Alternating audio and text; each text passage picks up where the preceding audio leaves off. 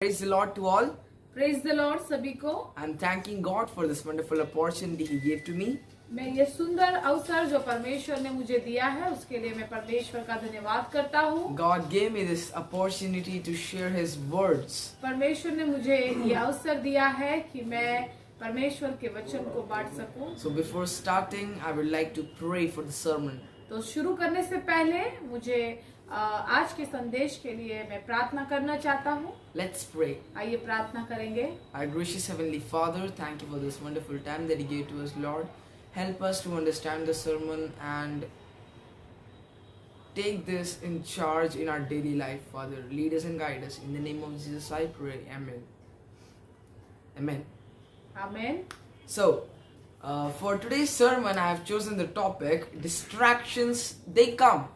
आज के संदेश के लिए मैंने आज का विषय चुना है कि ध्यान हमारा भटक जाता है. हम ध्यान से केंद्रित जो हम ध्यान देते हैं उससे हम भटक जाते हैं. Distractions. यानी कि अपना ध्यान भटकना. These come when we are doing something good. ये इसलिए होता है जब हम कुछ अच्छी चीजों को करते हैं. When we do the good things, distractions surely come. तो जब हम अच्छी चीजों को करते हैं, अच्छे कामों को करते हैं, हमारा ध्यान भटकने लग जाता है. Distractions come when we are doing something good. तो जब हमारा ध्यान तब भटकता है जब हम कुछ अच्छी चीजों को करते हैं. But when we are doing something bad, लेकिन अगर हम कुछ बुरी चीजें करते हैं, at that time we will be fully focused on this thing, on that thing. और उस समय पर हमारा ध्यान पूरी रीति से उस वस्तु पर केंद्रित होता है. We will surely not be distracted. और उस समय पर निश्चित यानी पक्का हमारा ध्यान नहीं भटकेगा. Because that thing is wrong. क्योंकि वो चीज गलत है. Before start getting into the sermon, I want you to understand this thing. और संदेश में जाने से पहले मैं चाहता हूँ कि आप इस सारी बातों को समझे. Our body, our life has two parts. हमारा जो जीवन है उसमें दो भाग है. Two faces, I guess. दो भाग है. Two faces, like the first face is spiritual face. पहला भाग है वो है आत्मिक भाग. Let's say nature. हम उसे कह सकते हैं स्वभाव. Spiritual nature. हम कह सकते हैं आत्मिक स्वभाव. And fleshly nature. और शारीरिक स्वभाव. Now, this spiritual nature helps us to do good things. और ये जो आत्मिक स्वभाव है वो हमें अच्छी चीजों को करने के लिए सहायता करता and है. forces us to do good things. और उसके लिए हमें प्रभावित करता है कि हम उन अच्छे कामों को करें. And it gets happy when we do good things. और हमें अच्छा लगता है, हम आनंदित होते हैं उन चीजों को करने के लिए. And that's what spiritual nature is. और उसे ही आत्मिक स्वभाव कहा जाता है. By doing good things, the spiritual nature gets happy. जब अच्छी चीजों को हम करते हैं तो हमारा जो आत्मिक स्वभाव है वो आनंदित हो जाता है. But the fleshly nature, लेकिन जो शारीरिक स्वभाव है, when we do bad things, the fleshly nature, it gets happiness. और जब हम बुरे कामों को करते हैं तो फिर उसमें हमें आनंद प्राप्त होता It is है. called pleasure. उसे कहते हैं आनंद. But when we do good things, लेकिन अगर हम अच्छी चीजों को करते हैं our spiritual nature gets pleasure. तब हमारा जो आत्मिक स्वभाव है उसे आनंद मिलता है. Just for example, एक उदाहरण के तौर पर, it's a true example. एक सच्चा उदाहरण है We ये. can take that thing as an example. उसे हम एक उदाहरण के रूप में देख सकते हैं. When Peter, जब पतरस, when he denied God, Jesus, जब उसने यीशु मसीह का इनकार किया 3 times, 3 bar, he was in his fleshly nature. उस समय पर वो उसके शारीरिक स्वभाव में था. At that time, the fleshly nature was greater. उस समय पर उसका जो शारीरिक स्वभाव था वो बहुत ही ज्यादा में था. In comparison to the spiritual nature. आत्मिक स्वभाव को तुलना करेंगे तो जो शारीरिक स्वभाव है वो उसका अधिक था। But when Jesus went back to heaven, he was the person who shared the gospel to the disciples and he preached a lot. और फिर जब यीशु मसीह स्वर्ग में चले गए, उसके बाद हम देखते हैं आगे बाइबल में जब पढ़ते हैं तो वही व्यक्ति ने अधिक से अधिक परमेश्वर का सुसमाचार बांटा था। He also read Bible. He grew in Jesus, in the Word of God. And that time the spiritual nature was greater than the fleshly nature. और फिर उसके बाद वो बाइबल पढ़ना शुरू किया, प्रभु के वचनों में वो बढ़ता गया, प्रभु के कामों को करता गया और हम देख सकते हैं कि उसका जो आत्मिक स्वभाव है वो अधिक हो गया शारीरिक स्वभाव से।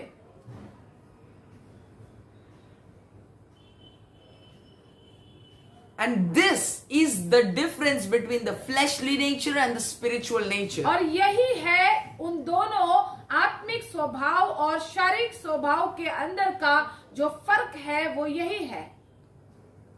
Now, we can see sometimes this happens. हम देख सकते हैं कभी कभी ऐसा होता है। Not sometimes, I guess most of the time.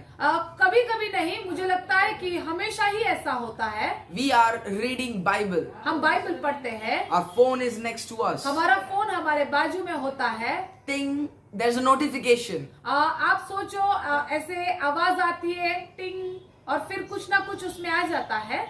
Notification from YouTube or from Facebook or Instagram or WhatsApp or Snapchat. It can be anything. हो सकता है कि YouTube से या Snapchat से या फिर WhatsApp से, Instagram से, कहीं से भी कोई एक मैसेज आ जाता है। Now that is the distraction. अब उसे कहते हैं अपना ध्यान भटक जाना। And you are doing a good thing reading the Bible. और आप एक अच्छा काम कर रहे हो कि आप बाइबल पढ़ रहे हो। Now, there are two phases as I said. और मैंने जैसे पहले कहा था कि यहाँ पर दो स्वभाव है। Now what do you think? अब आप क्या सोचते हो? Your fleshly nature is greater than your spiritual nature, or your spiritual nature is greater than the fleshly nature? आपका शारीरिक स्वभाव आत्मिक स्वभाव से अधिक है या फिर आपका आत्मिक स्वभाव शारीरिक स्वभाव से अधिक है? If you want entertainment, अगर आपको मनोरंजन चाहिए, means if your fleshly nature is greater than your spiritual nature, अगर आपका शारीरिक स्वभाव आत्मिक स्वभाव से अधिक है, you will go for entertainment rather than reading the Bible. तो आप जरूर जो मनोरंजक की बातें हैं उसको आप चुनोगे, लेकिन बाइबल को नहीं। But if your spiritual nature is greater than the fleshly nature, लेकिन अगर आपका आत्मिक स्वभाव शारीरिक स्वभाव से अधिक है, that thing will not distract you. तो फिर वो जो नोटिफिकेशन या जो मैसेज आपके फोन पर आया है वो विषय आपका ध्यान नहीं भटकाएगा। And that's even true that distractions come. ये सच है कि अपने ध्यान भटकने लग जाते हैं। Sometimes our spirit says, don't do it, don't be distracted, don't get into that sin, don't turn to that phone, but read the Bible. कभी कभी हमारा जो स्वभाव आत्मिक स्वभाव है वो हमें ये चिताता है, ये हमें बताता है कि अपना ध्यान भटकने मत दो और अपना ध्यान बाइबल पढ़ने के लिए लगाओ। It's not sometimes. ये कभी कभी नहीं, It's actually every time our spirit says this to us. लेकिन ये हमेशा ही हमारे आत्मा जो है वो हमसे बातें इसी प्रकार से करता है। But it's our body. लेकिन यहाँ पर हम देख सकते जो हमारा शरीर है, On the other hand, it's our body. It takes us into that distraction, and the distraction leads to sin. और अब हम देखते हैं दूसरी ओर पर जो हमारा शरीर है, हमारा शारीरिक स्वभाव जो हमें हमारा ध्यान भटकाता है और फिर वो हमें पाप की ओर ले जाता है। We'll read one verse, which is Matthew chapter 26, verse 41. हम पढ़ेंगे एक वचन को। Our spirit is willing, but our body is like it's not willing. That's what happens in our day-to-day lives. हम देख सकते हैं कि हमारा जो आत्मा है वो तैयार है, लेकिन हमारा जो शरीर है वो काम नहीं करता है। Who all do this thing when you are sleeping on your bed and it's morning 5 o'clock or 6 o'clock, whenever your time is to wake up, and your soul, your spirit, good spirit says, get up, it's now your time, but your body is not letting you get up. और किसने किसने ये अनुभव किया है कि आप सुबह 5 बजे उठना है, तो आपका जो आत्मा है वो आपको कहता है कि उठ जा, लेकिन आपका शरीर आपको सहायता नहीं करता। Because you are getting the pleasure at the time. क्योंकि उस समय पर आप आनंद को महसूस कर रहे हैं। In that blanket, in that cold, it's pleasing. और हम देख सकते हैं कि वो ब्लैंकेट के अंदर आप लेटे हुए हैं और बहुत ही अच्छा आपको लग रहा है, आप सो रहे हैं। And that's when the fleshly nature is winning. और तब हम देख सकते हैं कि जो शारीरिक स्वभाव है वो वहां पर जीत रहा Even the है। Bible says about this. और बाइबल में भी इस प्रकार से लिखा गया Matthew है। 26:41. हम देख सकते हैं मत्ती 26 अध्याय और उसका 41 वचन। Our spirit is willing, but the flesh is weak. Somewhere last part of that verse, not the whole verse. हम देख सकते हैं उसका जो अंतिम भाग है 41 वचन का, परंतु शरीर दुर्बल, आत्मा तो तैयार है परंतु शरीर दुर्बल है। The last part, what it says, our spirit is willing. और जो 41 वचन जो है उसका जो अंतिम भाग क्या कहता है कि हमारा आत्मा तैयार है, But the flesh is weak. लेकिन जो हमारा शरीर है वो दुर्बल है।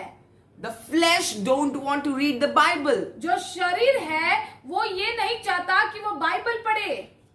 The flesh wants entertainment. और जो शरीर है उसको मनोरंजन चाहिए। The spirit wants to read the Bible. It's saying me to read the Bible. लेकिन आत्मा जो है उसे बाइबल पढ़ना है और वो आपको कह रहा है कि बाइबल पढ़ो।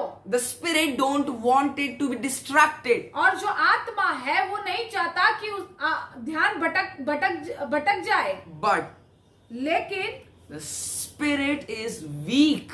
वो जो The spirit is willing. जो शरीर है, जो आत्मा है वो इच्छा कर रहा है, But the flesh is weak. लेकिन जो शरीर है वो कमजोर है। If this spirit and flesh, they both don't synchronize, और अगर ये शरीर और ये जो आत्मा है अगर एक साथ मेल नहीं खाते हैं, if they are not working together, अगर वो एक साथ काम नहीं करते, this cannot happen. तो फिर ये कुछ नहीं होगा। But usually the flesh is winning the match. और हमेशा हम देख सकते हैं कि जो शरीर है वो हमेशा जीत जाता है And makes you weaker. और वो आपको कमजोर और कमजोर बनाता है। As the verse says, the spirit is willing, but the flesh is weak. And that flesh wins and flesh makes you weaker. और जैसे वचन कहता है कि आत्मा तो तैयार है परंतु शरीर दुर्बल है, और इस कारण से जो शरीर है वो आपको कमजोर बनाता है। Then you become the weakest. और फिर आप बहुत ही अधिक कमजोर हो जाते हैं। And that's when God enter in your life. और तब यीशु मसीह परमेश्वर आपके जीवन में प्रवेश करते That's हैं। true. Distractions come. ये सच है कि अपना ध्यान भटकता है, But there is a way out of there. लेकिन एक मार्ग वहां पर है। You have one open door. आपके लिए एक द्वार खुला है। It's not like you got into that temptation, you got into that sin, you get distracted, but there's no way out. लेकिन ऐसा नहीं है कि आपका ध्यान भटक रहा है, आप पाप कर रहे हैं, इसका मतलब ये नहीं कि आपके लिए कोई दूसरा मार्ग नहीं। There is a way. एक रास्ता है। And who gave you that way? और वो रास्ता आपको किसने दिया? That way is given to you by the Holy One, the God Almighty. और वो रास्ता आपको जो सर्वशक्तिमान है उसके द्वारा आपको प्राप्त हुआ है। It's not like only you are being tempted. It's not like only you are being distracted. It's also me. It's all of us. ऐसा नहीं है कि सिर्फ सिर्फ आपका ही ध्यान भटकता है। ऐसा नहीं है कि सिर्फ आपके ही द्वारा ये होता है, ये तो मेरे साथ भी होता है और सबके साथ ये होता है। And even the Bible says all of them have sinned. और बाइबल भी कहती है कि हर एक ने पाप किया है। We all are sinners. हम सब पापी है। Actually, we were sinners. मैं कहना चाहता हूँ कि हम पापी थे। Jesus gave his blood on the cross. यीशु मसीह ने अपने लहू को क्रूस पर बहाया है। Anyways, I was saying about there is a way out. लेकिन मैं आपको ये बताना चाहता हूँ कि एक मार्ग आपके लिए है। It's not told by me. It's not said by me. मेरे द्वारा ये नहीं कहा गया। The Bible, the verse says, the word of God says. Bible परमेश्वर का जो वचन है वो यहाँ पर ये कह रहा है। 1 Corinthians chapter 10 verse 13. हम निकालेंगे पहला कोरिन्थियों 10वां अध्याय और उसकी 13 वचन। It says, no temptation has overtaken you except what is common to mankind, and God is faithful. He will not let you be tempted beyond what you can bear. But when you are tempted, He will also provide you a way out so that you can endure it. हम देख सकते हैं पहला कोरिन्थियों 10वां अध्याय और उसकी 13 वचन। तुम किसी ऐसी परीक्षा में नहीं पड़े जो मनुष्य के सहने से बाहर है। परमेश्वर सच्चा है और वह तुम्हें सामर्थ्य से बाहर परीक्षा में न पड़ने देगा, वरन परीक्षा के साथ निकास भी करेगा कि तुम सह सको। Amen. आमीन। What this verse says? ये वचन क्या कहती है? This verse clearly says God will provide you a way out of that sin. यहाँ पर ये वचन बहुत ही साफ तरीके से बता रहा है कि परमेश्वर आपके लिए उस पाप से बाहर निकालने के लिए एक मार्ग जरूर निकालेगा। You are being tempted. आपका ध्यान भटक रहा है। You are being distracted. आपका ध्यान भटक रहा है। आप परीक्षा में पढ़ रहे हो। You are sinning. आप पाप कर रहे हो। But God gives you the way out of there. लेकिन परमेश्वर आपके लिए वहां पर एक मार्ग निकालेगा। What are the fruit of spirit? और क्या है वो आत्मा के फल? Love, joy, there are many. But I want to focus on that one fruit of spirit. हम देख सकते हैं कि लव यानी प्रेम, आनंद, ये भलाई, ये सारे बहुत सारे हैं, लेकिन इसमें से एक जो फल है उसके ऊपर मुझे सबसे ज्यादा आपका ध्यान केंद्रित करना है। Self control. वो है अपने ऊपर नियंत्रण, अपने Self control on your flesh. अपने शरीर के ऊपर नियंत्रण करना। That's the fruit of spirit. Mark my words. That's the fruit of spirit. मेरे शब्दों को ध्यान से सुनिए, वो है आत्मा का फल। Fruit of spirit, not of evil. और हम देख सकते हैं कि आत्मा का फल है ये, बुराई का फल नहीं। What are the fruits of evil? और बुराई का फल क्या है? Hatred, नफरत, not being controlled. और अपनी कंट्रोल में नहीं रहना। The flesh is controlling your body. जो शरीर है वो आपकी The flesh is controlling your moves or the things which you do. और जो शरीर है वो आप जो कुछ कार्य करते हो उसका नियंत्रण लेता है।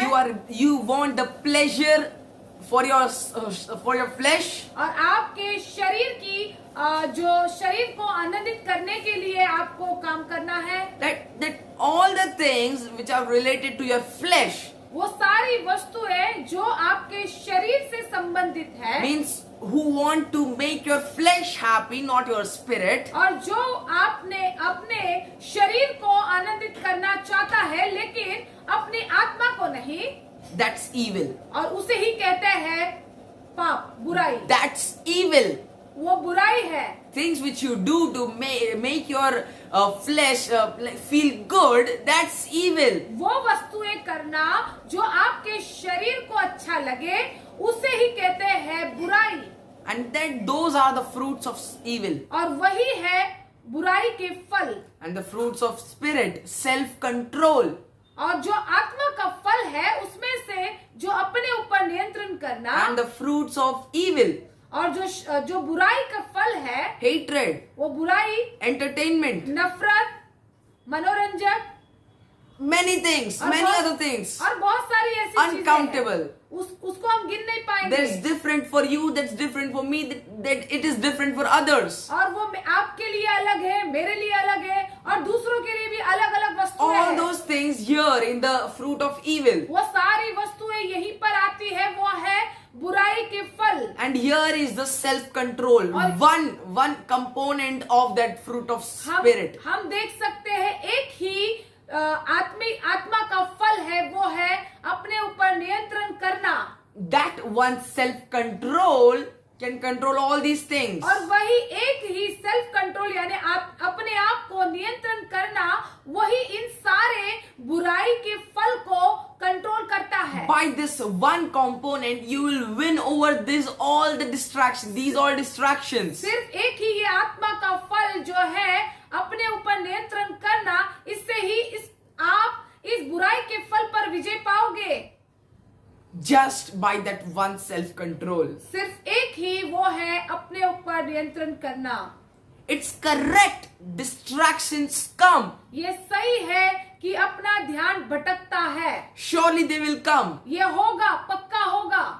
When you are in Christ, जब आप मसीह में हैं, Satan will not leave you. शैतान आपको नहीं छोड़ेगा। He is like a roaring lion, वो एक गरजने वाले सिंह के समान है। waiting to tear us up, वो इंतजार में लगा है कि हम एक फाड़ खाए। waiting to tear up our spiritual life. वो इंतजार में लगा हुआ है कि वो हमारे आत्मिक जीवन को फाड़ खाए। When you are believing in Christ, जब आप मसीह में विश्वास करते हैं, when you are a good reborn Christian, अगर आप एक बहुत ही मजबूत और अच्छे मसीह है, distractions come. आपका ध्यान भटकने वाली चीजें आएगी। But as you are Christian, लेकिन जैसे कि आप एक मसीह है, a reborn Christian, you are believing in God, you got the fruits of Spirit, आप एक नया जीवन मसीह में पा चुके हो, आपको आत्मा का फल भी पाया है, you will get the fruit which is self-control. और आपके अंदर वो फल होगा, वो है अपना नियंत्रण करना, Hold, एक थामे रहना, control, कंट्रोल करना, leave all these fleshly natures which this body tells you to do. और जो कुछ भी शरीर आपको करने के लिए कहता है, वो सारे शारीरिक स्वभाव को छोड़ दो। All those stuff, leave those things. वो सारी वस्तुओं को छोड़ दो। That can be anything. For you it's different, for me it's different, for others it's different. वो कोई भी वस्तु हो सकती है। आपके लिए कोई अलग वस्तु होगी, मेरे लिए कोई अलग वस्तु होगी, सबके लिए कोई अलग अलग वस्तु हो सकती है। Self-control. अपने आप को नियंत्रण करना। Let your spiritual nature be greater than your fleshly तो nature. होने दीजिए कि आपका जो आत्मिक स्वभाव है वो आपके शारीरिक स्वभाव से अधिक हो।